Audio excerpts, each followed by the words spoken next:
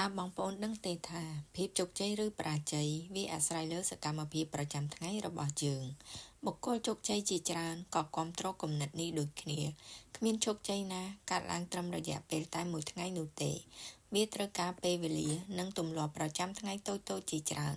ដើម្បីបង្កើតជាគ្រឹះជោគជ័យនៅពេលអនាគត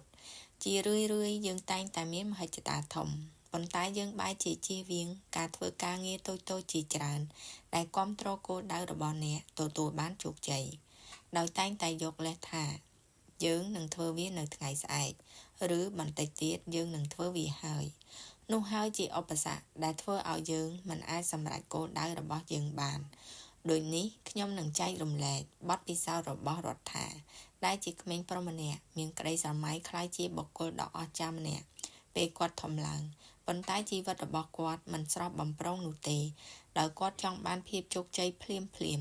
តោះទៅស្ដាប់រឿងរបស់រដ្ឋាទាំងអស់គ្នានៅក្នុងភូមិជាយក្រុងមួយរដ្ឋាជាក្មេងប្រុសម្នាក់ដូចគេដូចឯងគាត់មិនអន់ពេកមិនឆ្លាតពេកប៉ុន្តែគាត់មានមហិច្ឆតាធំ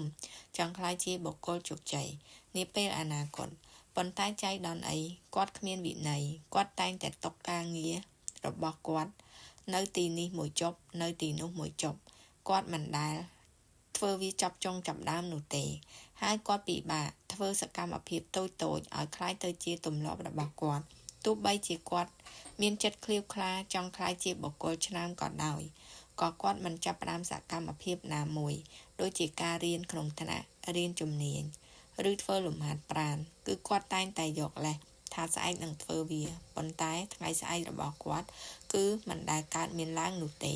ឪពុកម្ដាយគ្រូបង្រៀនរបស់គាត់ណែនាំឲ្យគាត់មានវិន័យប៉ុន្តែពាក្យណែនាំទាំងអស់មិនមានឥទ្ធិពលវិជ្ជមានណាមួយលើគាត់នោះទេព្រោះគាត់យល់ថាបើគាត់ប្រឹងប្រែងធ្វើការខ្លាំងនោះលទ្ធផលដែលគាត់ចង់បាននឹងកើតមានឡើងថ្ងៃមួយរដ្ឋាបានជួបលោកសាស្ត្រាចារ្យល្បីឈ្មោះម្នាក់ក្នុងភូមិរបស់គាត់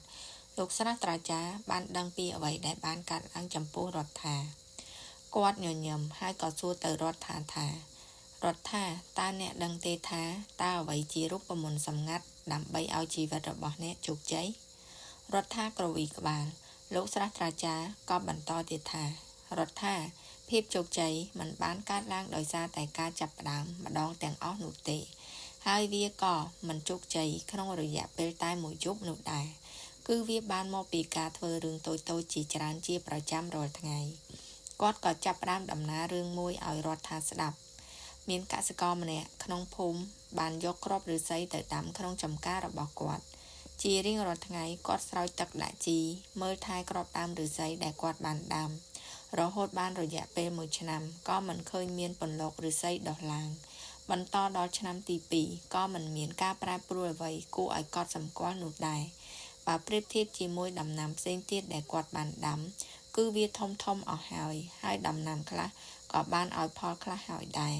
អ្នកភូមិផ្សេងទៀតនាំគ្នាសើចចំអកគាត់ហើយបង្អាប់គាត់ទៀតថាបានចំណាយពេលអត់ប្រយោជន៍ប៉ុន្តែកសិករយើងនៅតែមានជំនឿចិត្តថាការខំប្រឹងរបស់គាត់នឹងឲ្យផលដល់គាត់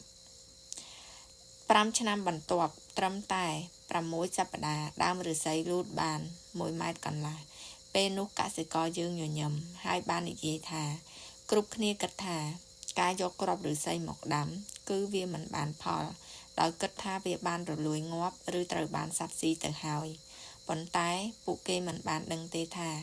គ្រាប់ឫស្សីទាំងនោះបានធ្វើការយ៉ាងស្ងៀមស្ងាត់នៅក្រោមដីដោយបង្កើតជាឫសយ៉ាងរឹងមាំ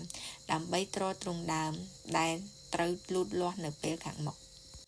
ដូចនេះភាពជោគជ័យក្នុងជីវិតយើងគឺវាមានដំណើរការដូចនឹងការដាំដើមឫស្សីនេះអញ្ចឹងសកម្មភាពតូចៗជាប្រចាំអាចនឹងមិនឲ្យអ្នកដឹងទេថា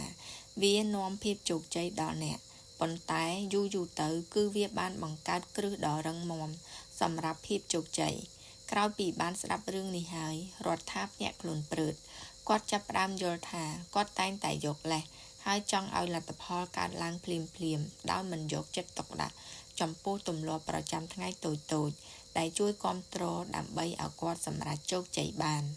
គាត់ក៏បានសួរលោកសាស្ត្រាចារ្យថាតើទម្លាប់ប្រចាំថ្ងៃតូចអ្វីខ្លះដែលគាត់គួរតែចាប់ផ្ដើមដើម្បីទទួលបានជោគជ័យលោកសាស្ត្រាចារ្យញញឹមហើយបន្តថា ខ្ញុំនឹងចែករំលែកទម្លាប់ដើម្បីផ្លាស់ប្ដូរជីវិតអ្នកចូលស្ដាប់វាដោយយកចិត្តទុកដាក់ 1. ត្រូវងើបពីព្រលឹមឲ្យបានទៀងទាត់ឲ្យបាន1 ម៉ោងមុនបើធៀបនឹងម៉ោងដែលអ្នកធ្លាប់ងើបពីគេងឧទាហរណ៍បើអ្នកងើបម៉ោង 6 ព្រឹកដូចនេះអ្នកត្រូវងើបម៉ោង 5 ព្រឹកនោះអ្នកនឹងមាន365ម៉ោងបន្ថែមក្នុងមួយឆ្នាំហើយអ្នកសាកស្រមៃមើលថាតើអ្នកនឹងត្រូវធ្វើអ្វីជាមួយនឹងពេលវេលានោះរដ្ឋថាគាត់មិនដែលបានគិតដល់ចំណុចនេះឡើយក្រោយពីស្ដាប់លោកសាស្ត្រាចារ្យហើយគាត់ក៏ចាប់ផ្ដើមដាក់ផែនការភ្ញាក់ពីព្រលឹមឲ្យបាន1 ម៉ោងហើយយកពេលវេលានោះដើម្បីអភិវឌ្ឍខ្លួន 2. អានឲ្យបានរាល់ថ្ងៃអានឲ្យបាន10ទំព័រក្នុងមួយថ្ងៃនោះអ្នកនឹងអានបានសៀវភៅ12ក្បាលក្នុងមួយឆ្នាំហើយសៀវភៅ12ក្បាលដែលអ្នកបានអាននឹងធ្វើឲ្យអ្នកផ្លាស់ប្ដូរការគិតនិងជីវិតរបស់អ្នកបានរដ្ឋាចូលចិត្តអានសៀវភៅរឿងនិទានប៉ុន្តែគាត់មិនដែលបានអានសៀវភៅអប់រំណាមួយដើម្បីអភិវឌ្ឍខ្លួននោះទេក្រោយពីគាត់ស្ដាប់លោកសាស្ត្រាចារ្យហើយគាត់បានដាក់គោលដៅសម្រាប់ខ្លួនឯងចាប់ផ្ដើមអានសៀវភៅពាក់ព័ន្ធនឹងការអភិវឌ្ឍខ្លួនឯងបន្តិចម្ដងជារៀងរាល់ថ្ងៃ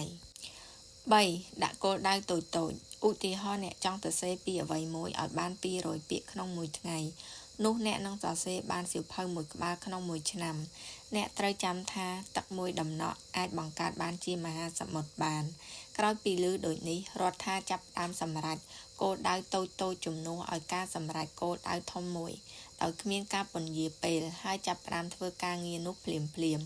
បន្ទាប់ពីគាត់មានទម្លាប់ប្រចាំថ្ងៃគាត់សម្គាល់ឃើញថាគាត់អត់មានការងារណានៅសល់ដើម្បីឲ្យគាត់ធ្វើវាបង្ហើយនោះទេ 4. សរសេរពីសមិទ្ធផលដែលអ្នកសម្រេចបាន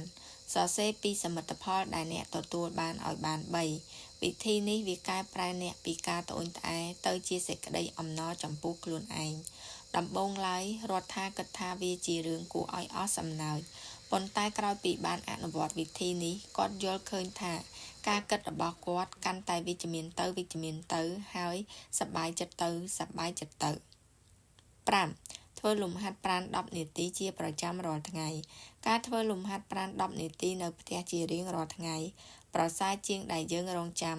មានពេលវេលាដើម្បីទៅធ្វើវានៅក្លឹបហាត់ប្រាណវាធ្វើឲ្យសុខភាពផ្លូវកាយនិងផ្លូវចិត្តយើងកាន់តែល្អប្រសើរ 6. កាត់បន្ថយពេលវេលាចំណាយនៅលើទូរស័ព្ទពេលអ្នកប្រើទូរស័ព្ទរបស់អ្នកត្រូវសួរខ្លួនឯងថាតើវាជួយអ្វីខ្លះដល់អ្នក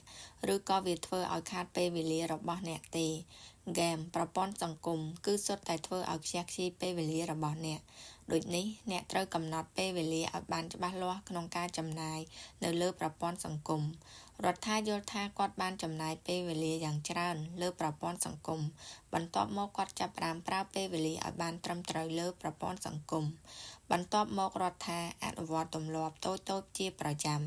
ដែលលោកសាស្ត្រាចារ្យបានចែករំលែកពីដំបូងឡើយវាមិនមានអ្វីប្រែប្រួលគួរឲ្យកត់សម្គាល់នោះទេប៉ុន្តែចាប់ពី3ទៅ4ខែឡើងទៅគាត់សម្គាល់ឃើញពីការផ្លាស់ប្ដូរពីភាពខាងក្នុងរបស់គាត់ការផ្ដោតអារម្មណ៍របស់គាត់ប្រសើរឡើងការសិក្សារបស់គាត់ល្អជាងមុនជាពិសេសគាត់មានទំនុកចិត្តលើខ្លួនឯងខ្លាំងជាងមុននៅចុងឆ្នាំរដ្ឋាភិបាលក្លាយជាមនុស្សមានវិន័យនិងមានការទទួលខុសត្រូវខ្ពស់ដោយឈប់យកលេសឬរងចាំសម្រេចការងារណាមួយក្នុងរយៈពេលខ្លីដោយជំនួសមកវិញនៅការអនុវត្តទម្លាប់តូចៗជាប្រចាំច្រើនឆ្នាំក្រោយមករដ្ឋាភិបាលក្លាយជាសហគ្រិនដ៏ជោគជ័យនិងមានឥទ្ធិពលម្នាក់ហើយមនុស្សជាច្រើនតែងតែសួរគាត់ថាតើអ្វីជារូបមន្តដើម្បីឲ្យគាត់ទទួលបានជោគជ័យដូចថ្ងៃនេះគាត់តែងតែញញឹមហើយនិយាយថាភាពជោគជ័យបានមកពីទម្លាប់ប្រចាំថ្ងៃតូចៗភាពជោគជ័យវាមិនកើតពីសំណាងឬភាពប៉ិនប្រសប់នោះទេលទ្ធផលទាំងនោះបានមកពីទម្លាប់ប្រចាំថ្ងៃប្រសិនបើអ្នកចង់ផ្លាស់ប្ដូរជីវិតរបស់អ្នកគឺអ្នកមិនត្រូវរងចាំឱកាសល្អមកដល់នោះទេត្រូវចាប់ផ្ដើមទម្លាប់តូចប្រចាំថ្ងៃឲ្យបានទៀងទាត់ដូចជាការដាំដើមឫស្សីដូចនោះឯងពីព្រោះថាលទ្ធផលវាមិនអាចចេញផ្លែផ្កាភ្លាមតាមចិត្តអ្នកចង់បាននោះទេប៉ុន្តែដោយសារភាពអំណត់រង់ចាំរបស់អ្នកនឹងឃើញភាពជោគជ័យរបស់អ្នកហួសពីការរំពឹងទុកតើបងប្អូនយល់យ៉ាងណាដែរបន្ទាប់ពីស្ដាប់រឿងរបស់រដ្ឋាកុំភ្លេចក្នុងការបញ្ចេញយោបល់របស់អ្នក ហើយបើបងប្អូនយល់ថាវាមានអត្ថប្រយោជន៍ជួយចែករំលែកបន្តទៅកាន់មនុស្សជាទីស្រឡាញ់របស់អ្នកជួបគ្នានៅវីដេអូបន្ទាប់